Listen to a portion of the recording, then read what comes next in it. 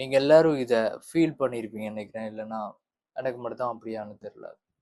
Empty ரோட்ல போறப்போ ஒரு சினிமேட்டிக்கான ஃபீல் ஒண்ணு இருக்கும். மிட் நைட்லயோ இல்லன்னா ஏர்லி மார்னிங்ஸ்லயோ. அந்த ஃபீல் வந்து ரொம்பவே நல்லா இருக்கும். குளிர் காத்து, சுத்தி யாருமே இருக்க மாட்டாங்க.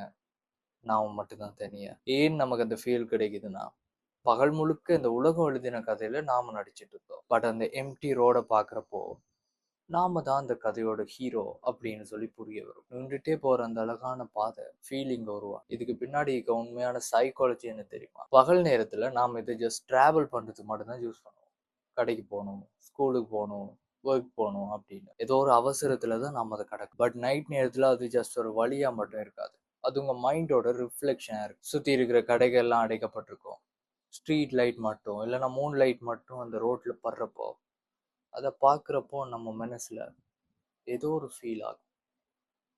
ஒரு பேரமைதி. பகல்ல அந்த ரோட் நம்ம எல்லாருக்கானது.